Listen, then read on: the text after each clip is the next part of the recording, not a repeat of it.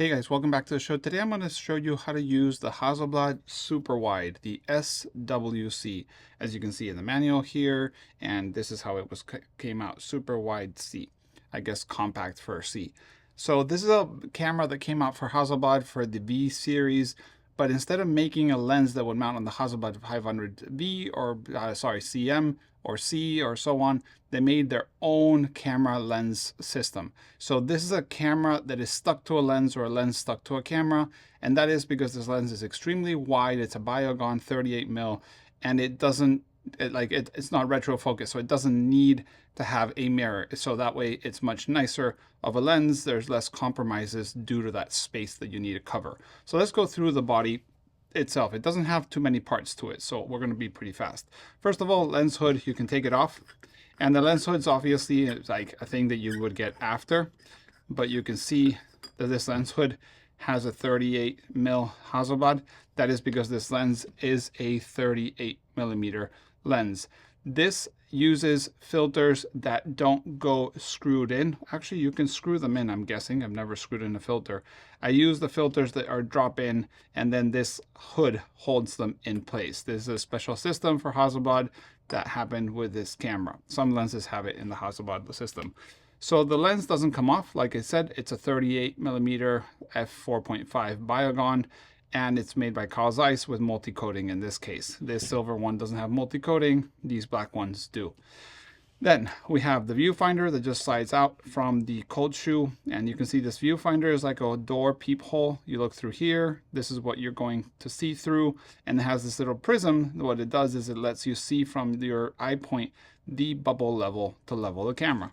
And then this has the traditional Hasselblad A12 backs, which are standard that you can use with all Hasselblad V systems. So from a 500 series to SWC to the ELM, like all of these that are named here. So this is a very normal back. I have a video on how to load Hasselblad backs, but you can check it out later.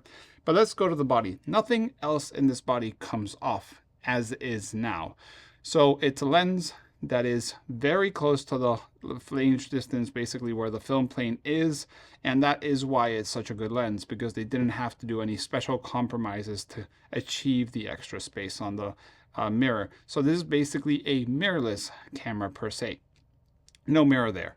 So first of all, you notice that you won't be able to see the pictures you're taking. There is an adapter that lets you put it on here. So instead of a back, you put this adapter, and you can use a ground glass and see through like a mini large format camera. But this camera is mostly used using the viewfinder, or even no viewfinder, just guesstimating your pictures, which is what I've done for years. So let's start with the lens. 38mm f4.5 Biogon, beautiful lens, really beautiful lens. Then we have this front ring that's dented. That is for the speeds and the aperture. And you'll notice one thing, it's coupled. I'm not doing anything else but moving.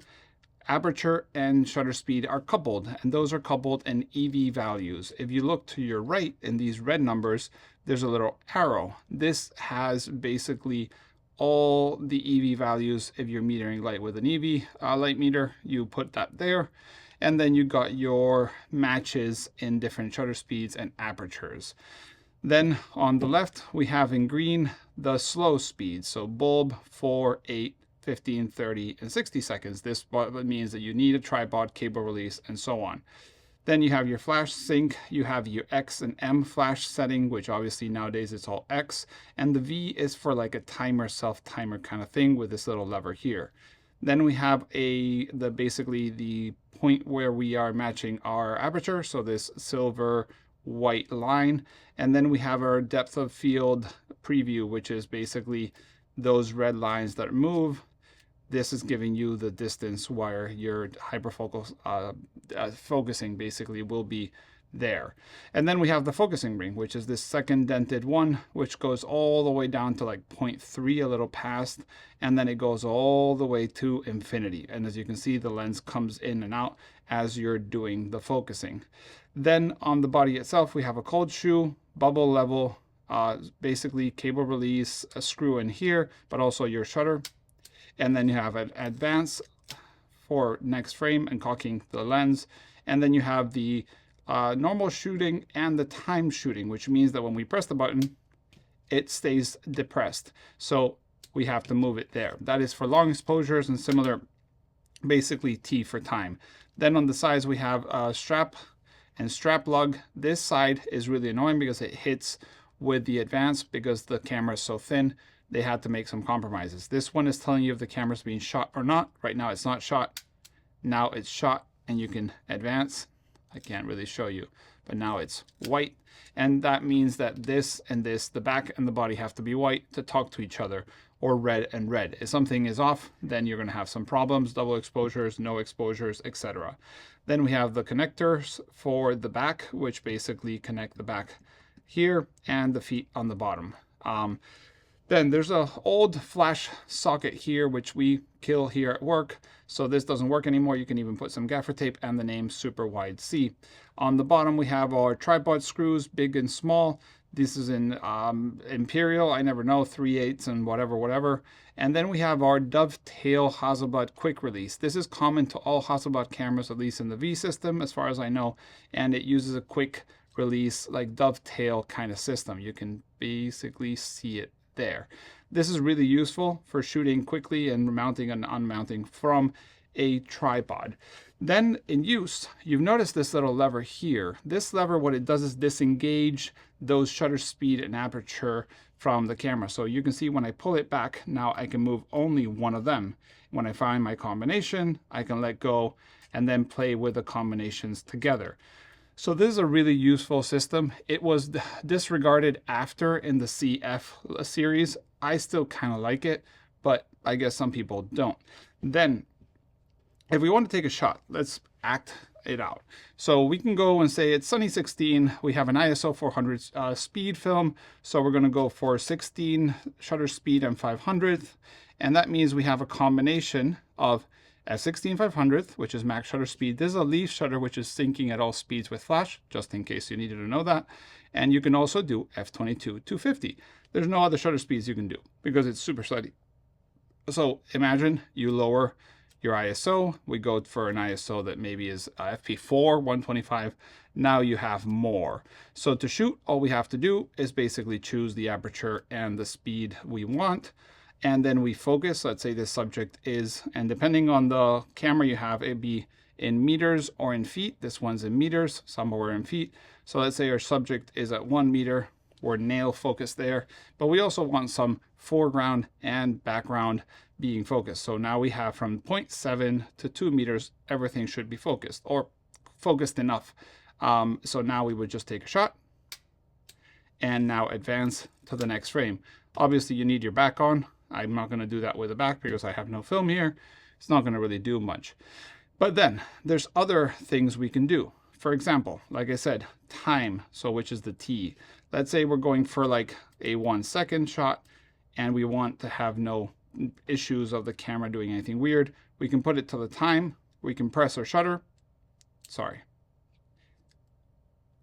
I haven't advanced. What's going on? Something is going on. That's 1 second.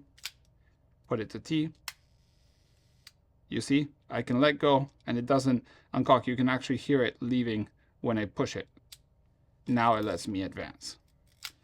And this also can be done for long exposures. So what we can do in here, once we advance, put it to T, push this little metal lever outwards, and then push this down to V. And now this is pretty hard on your fingers, so be careful. Now when we press the shutter, you hear like a timing. It's mechanical timing. Takes a shot and stops. That means that we don't have a cable release or we don't have a tripod. We could actually shoot like that and not lose that, you know, sharpness from the shakiness of the camera when you press the shutter button. Or you can take selfies if you want to do that. And then, like I said, PC sync. And really, there's not much else to this camera. Like I said, once you put your viewfinder, you can shoot 645 film because basically you change the back to the A16, and it comes with a little mask that goes in here and masks the frame. And like I said, watching from here, you would see the bubble.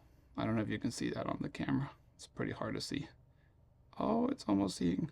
But yeah, you can see this shows you the bubble. So that's what it's used for. So let's put the back. And to put the back, I recommend you go from the bottom and then slide the 12 sideways. And that's how you change the camera, the back, and shoot other stocks if you want to. So that's how you use the Hasselblad super wide. It's an amazing camera. It's super sharp, barely any distortion, if any at all.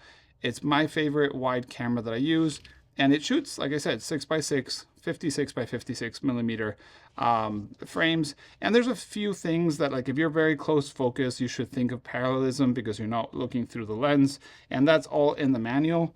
You can even check it out in this manual from Hasselblad. At the very end, it shows this whole like tricks, and this is in Swedish, so sorry if I can't tell you exactly what it says, but it shows you how to shoot with that. Like I said, the adapter to view your shots before you take them and compose. But yeah, thanks for watching. If you have any questions, let me know in the comments below.